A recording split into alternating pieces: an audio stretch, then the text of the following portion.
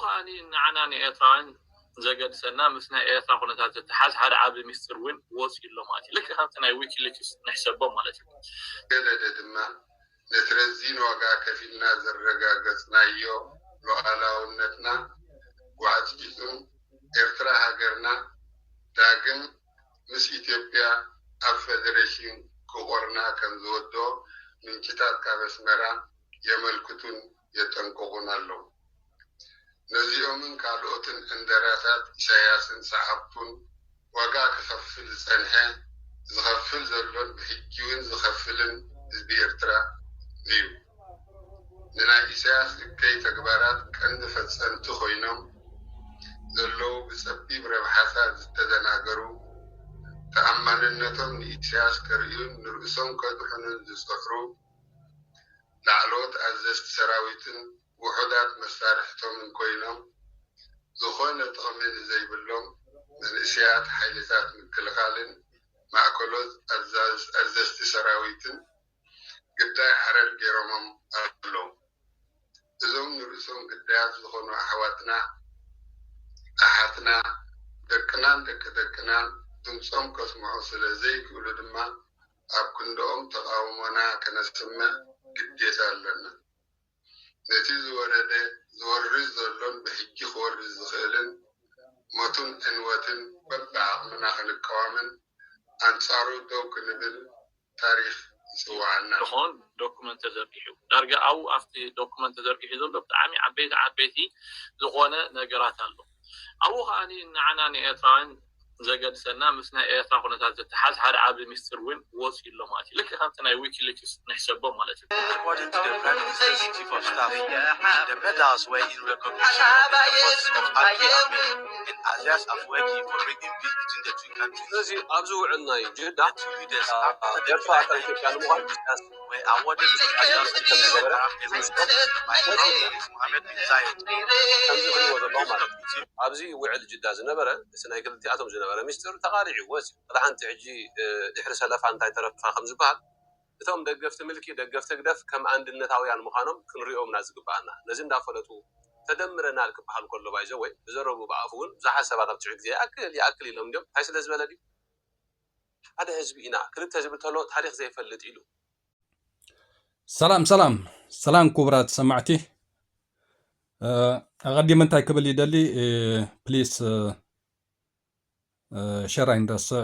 سبسكرايب لايك عين رأس تبي دوخ سماع مالتي اللي زغنا خا شير عين رأس زي حسب زي ويتصوع تزيو نوع زلوهم إرتاويان كبتصح زيادة ندحر خوينو شير كبهار اللوغو يا بزخونه زي بيدتات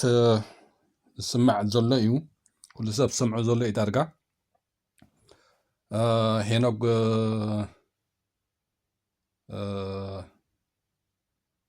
زغربو كومنا يسالت أنا سمعناه نيبنا مسفن حاجوس كاني سمعناه هذا حلف معلتو كحصر زبلت كرزبول كونيرو بزيادة حجي كسرح له خد اللوه بزح نقدر كسرح له خد اللوه سلزي نفسه كف إيرتراوي بتزعمه مالتي بتزعمه ولا تشر عباي نجار يا مالتي زي قليل نجار يكونن إيرتراويان سي بدونا صنيثنا بدونا حجرنا عنيا بطعم زحزن نجاري إرتراو هنكا إز نجار زيسي كتتصاورو بطعم كبيد مالتي حجيت عندي ناب عقم زلوهم إرتراوان أحواتنا كبتصح زدلي زلوخ أنا حجي بزكال مالتي مهنياتو حزبي إرتراسي حقي يبلو قوامة يبلو بارلاما يبلو كمزي حدقا خلو حزبي إرترا بحبو نزيناي عندنت سعودي عرب كتكايدو صنحت إرتراويان نسعودي عرب كنكسا هنكالالنا ንኢትዮጵያውን ክንከሳህ ንክእል ኣለና ህዝቢ ኤርትራ ኣብ 360 እስር ቤት እናጸነተ ቋም ይብሉ ፓርላማ ይብሉ ኣከምዚ ዘሎ ህዝቢ ብዘይፈልጦ ከምዚ ዓይነት ውዕላት ብዝብል ክሲ ኣብ ክልትየን ኤርትራውያን ከነካይድ ኣለና ማለት እዩ ውሳኔ እቲ ምስማዕ ንሕጊ ዝምልከት ማለት እዩ ግን ወላ ንዝቕፅል ተመሳሳሊ ካልእ ውዲታት እውን ዝያዳ ክጠቕመና ኤርትራውያን በዚ ጉዳይ እዚ ንስዑዲ ዓረብን ንኢትዮጵያን ክሲ ከነቐርብ ክንክእል ኣለና ፖሊስ ኤርትራውያን ነዚ ነገር እዚ እቶም ዓቕሚ ዘለኩም ምሁራት ኣካላት ዓበይቲ ወለዲ ወዘተ ማለት እዩ ነዚ ጉዳይ እዚ ክንሰርሓሉ ክንክእል ኣለና ብማስ ሜዳ ከዓኒ ኩሉ ነገር ክንሰርሓሉ ክንክእል ኣለና ናብ ህዝቢ ኤርትራ ከዓኒ እዚ ነገራት እዚ ክበፅሕ ክእል ኣለዎ ናብ ሰራዊት ኤርትራ እዚ ነገራት እዚ ክበፅሕ ክእል ኣለዎ ናብትን ክበፅሕ እንድሕር ኮይኑ ነብሲ ወከፍ ኤርትራዊ ሸሪልካ ናብ ኩሉ ክዝርግሖ ክትክእል ኣለካ ስለዚ እቲ ናይ ዲያስፖራ ፀዋዒት ናብ ህዝብን ሰራዊትን ናብ ውሽጢ ሃገር ክበፅሕ እንድሕር ኮይኑ ሸር ክበሃል ክኽእል ኣለዎ ብዝተፈላለየ ናብ ህዝብና ክንዝርግሖ ንክእል ኣለና ኣብ ኤርትራ ዘሎ ህዝብን ሰራዊትን ነዚ ዓለም ዳርጋ ይፈልጣኒ ኢንተርኔት የብሉን ኢና ከማን ዕድለኛሃት ኮይና ናይ ኢንተርኔት ኣክሰስ ስለ ዝረኸብና ኢና ነዚ ኩሉ ዊዲት ንፈልጦ ዘለና ሓጊዜና ግዜ ማለት እዩ ስለዚ ናብ ህዝብን ሰራዊትን ናብ ውሽጢ ሃገር ክኣቱ ብዝከኣል ህዝብን ሰራዊትን ክውደብ ክኽእል ኣለዎ ንእስያስካ ስጉምቲ ክውሰደሉ ተሪር ስጉምቲ ክሳብ ብሂወት ምቕንፃል ማለት እዩ ድሕር ዘይምባል ኤርትራውያን ብደውና ኢና ፀኒትና ብደውና ኢና ዝኩሉ ነገር ኣጋጢሙ ዘሎ ግርህነት ናይ ኤርትራውያን ስለ ዘሎ ኤርትራውያን ብጣዕሚ ገርህታት ኢና ካልኣይ ነገር ዝሕዝነካ ነገር በቃ ዝሕዝነካ ነገር ብጣዕሚ ዝሕዝን ነገር ማለት እዩ ን35 ዓመት ቋሚ ይብልካ ሕጊ ይብልካ ፓርላማ ይብልካ ኣይትመረፅ ኣብ ውሽጢ ሃገር ኣብ እስር ቤት ትጸንት ኣብ ሰሃራ ባሕሪ ትጸንት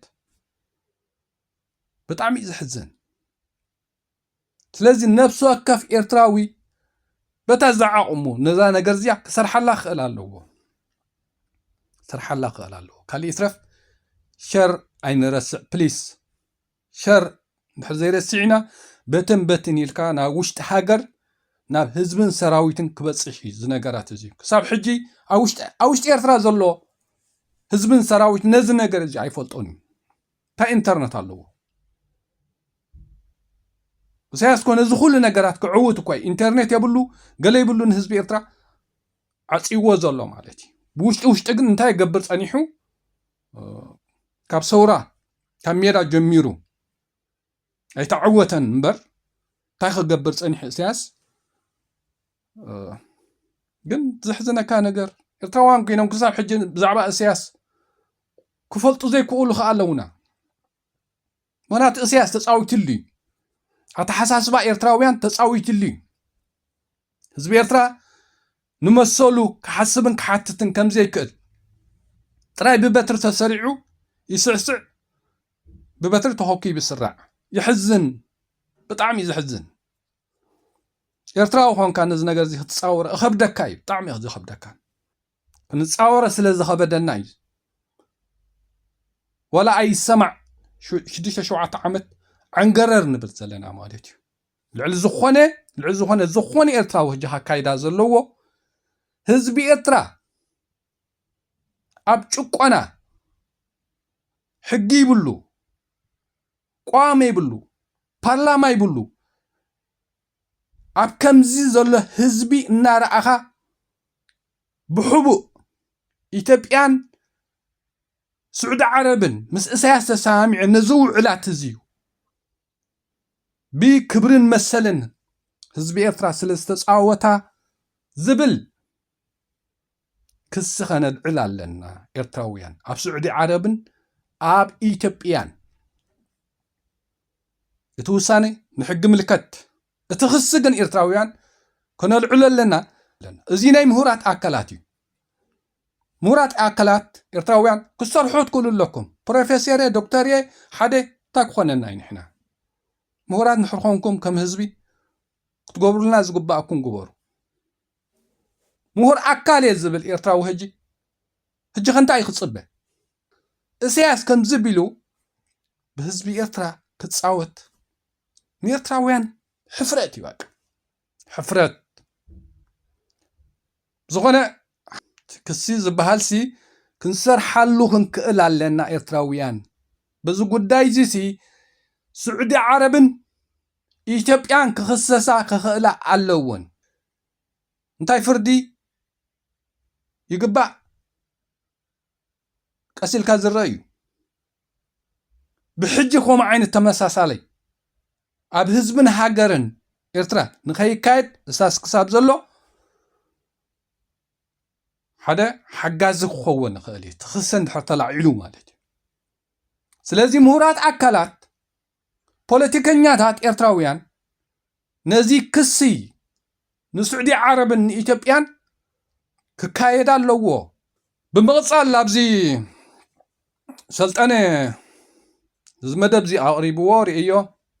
ብልክዕ ተሰሚዕዎ እውን ርእዮ እንጂ ሰልጠነን መኻይዱን ሎሚ ኸ ተረዲእኩም ዶ ግንባር 4 ኪሎ እንታይ ምዃኑ ዘብለና ዘሎ በዓል ሰልጠነ ሕጂ ከተረዲእኩም ዶ እተን ግንባር ምስ ኣብ ኣሕመድ ክትብሉ ዝፀናሕኩምሲ ተረዲእኩም ዶ ሕጂ ኸ ምክንያቱ ምሳኹም ዘሕለፍናዮ እውን ቀሊል ኣይኮነን ኣብ ኣሕመድ ከምዚ ዝብል ዘሎ ምስ ኣብ ኣሕመድ ኮንካ ምቅላስ ኣብ ኢትዮጵያ ኮንካ ምቅላስ ሓደጋ እዩ እናበልና ላል ክንበፀኒሕና ምዞም ግንባር ኢና ዝብሉ ከዓነ ተዓሚቶም ብግምት ዝኸዱ ማለት እዩ ወላ ሓንቲ ዘይርድኦም ንባዕሎም ዞም ኣብ ግንባር ዘለውሲ ግንባር ኢና ዝብሉ ማለት እዩ ኢሳያስ አንድነታዊ እዩ እንዳበሊኦም ዝዛረቡ እምንታይ ደኣ ኾንካ ኢሳያስ አንድነታዊ እናበልካ ካለኻ ኣብ ኣሕመድ ከዓነይ ብዛዕባ ናይ ባሕርን ብደረጃ ሃገረ ኤርትራን